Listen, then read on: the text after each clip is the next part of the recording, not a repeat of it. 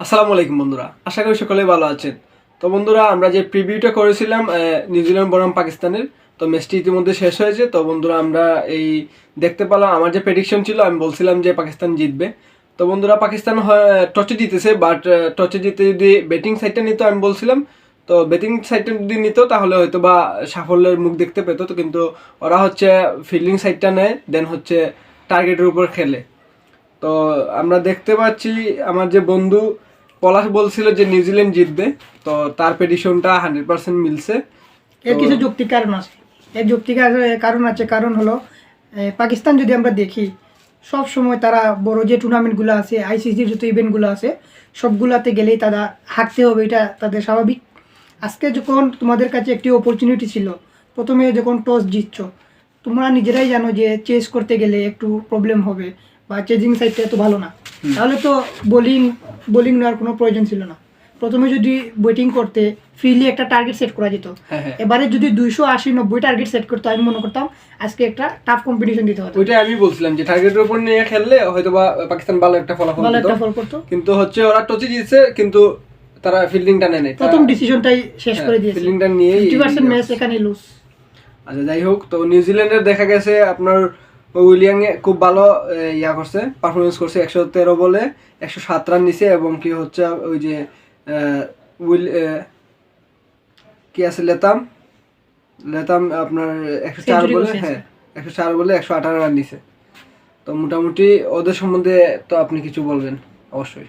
কি বলবো ভাই, আসলে আমার হাতের কাছে যদি একটা বাস থাকতো ভালো হতো ভাই, সত্যি কথা। কারণ তাদের থেকে আইসিসির ইভেন্ট একটা গেল, দুইটা গেল, তিনটা গেল, প্রত্যেকটা টুর্নামেন্টে লম্বা লম্বা মাঠ, এই কিং সেই কিং, এই চেসকের পাকিস্তানের কথা বলতেছে, পাকিস্তানের কথা। লম্বা মাথার কারণে ওরা হারে না প্রতিটা ম্যাচে কি কাজ হলো, এই যে তাদের প্লেয়ার বাবর আজম প্রত্যেকটা ম্যাচে তার হাঁকতে হবে, ব্যক্তিগত রান করবে 50, টিমের কথা চিন্তা নেই। আজকে ওপেনিংয়ে নামছে, দলের কাছে টার্গেট 320, কিন্তু এদের টুকটুক টুকটুক স্লো করে তার টোটাল রান হলো এখন 90 বলে 64। তাও এত রান যেত না যদি লাস্টে 4 বা ছক্কা 2-1 না মারতো।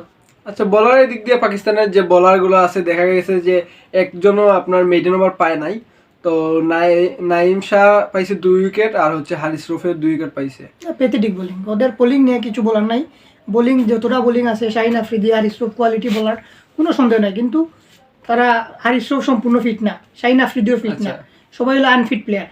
আর আজকে হয়তো আমি গতকালকে বলছিলাম ফকর জামান ভালো পারফরমেন্স দিবে, সেও ম্যাচ চলাকালীন সময় ইনজুরি হয়ে গেছে। আচ্ছা, তো এই ব্যাটিং নিয়ে নিয়ে কিছু, কিন্তু বাবর আজমকে তো বলা হয় মেবি কিং অফ পাকিস্তান। তাহলে কিং আসলে খেয়ে ফেলছে বেশি, আর আউটপুটটা দিছে খুব কম।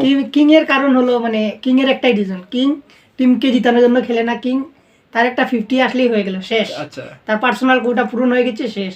এখন টিম যাক যেদিকে, টিম হারুক, ডাজন্ট ম্যাটার। তারপর নিজের জন্য হইলেও 90 বলে সেঞ্চুরি করাটা আসলে টাফ কোনো ব্যাপার ছিল না হয়তোবা। তারপরে যাই হোক, নিউজিল্যান্ডের যে প্লেয়ার, যে বোলার যা আছে, ওর্ক যে 3 উইকেট পেয়েছে ওর্ক। তো গত যে প্রিভিউ আছে, প্রিভিউ তো আপনি বলছিলেন যে ওর্ক মোটামুটি ভালো পারফরমেন্স করবে, সেই অনুসারে দেখা গেছে তোমার পারফরমেন্সটা অনেক ভালো পারফরমেন্স দিয়েছে। ওদের আসলে বড় টিম সবসময় চায় বড় একটা অপরচুনিটি, বড় একটা ম্যাচ, বড় একটা টুর্নামেন্ট। তারা যদি দেখো পরবর্তী বা পূর্ববর্তী ম্যাচগুলোতে যদি হারিয়ে আসে, তারপর দেখবে বড় টিমগুলো আছে, বড় ম্যাচে বা বড় টুর্নামেন্টে তারা খেলবে, বড় প্লেয়াররা খেলবে। কিন্তু মিকেল সেদনারও তো মোটামুটি দেখা গেছে অনেক ভালো বোলিং করেছে, 3 উইকেট সেম। স্বাভাবিক, তারা অভিজ্ঞ বোলার, তারা জানে। রানের দিক দিয়ে যদি বলি, রানের দিক দিয়ে আপনার হচ্ছে ওর্ক কম রান দিছে, আর রান দেওয়ার মতো কিছু ছিলই না। কি রান দিবে? ব্যাটসম্যান আছে? কোনো ব্যাটসম্যান নাই।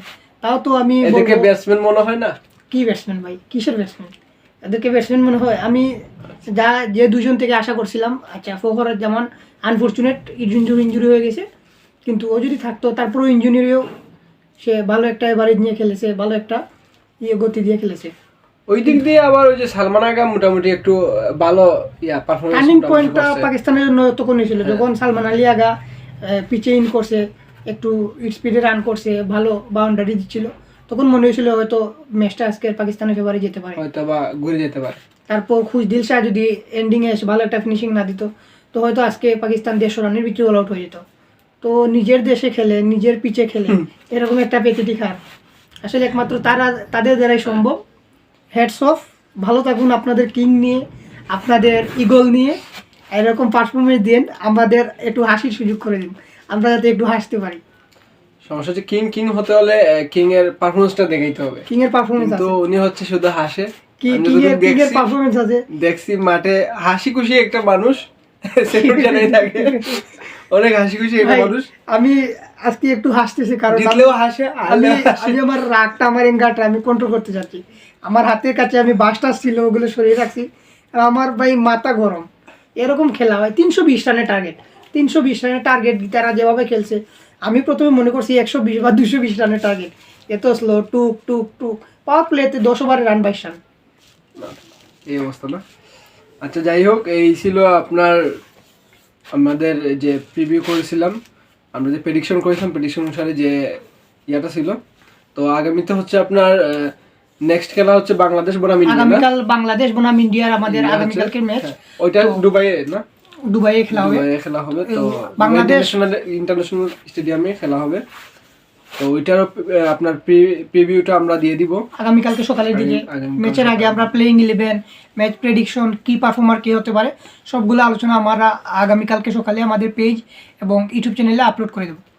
ওকে, ধন্যবাদ সবাইকে আমাদের পাশে থাকার জন্য। আর অবশ্যই আমাদের চ্যানেলে লাইক, কমেন্ট, শেয়ার করে পাশে থাকবেন সবাই। ফেসবুক পেজটি ফলো করে রাখবেন। ধন্যবাদ সবাইকে। আসসালামু আলাইকুম।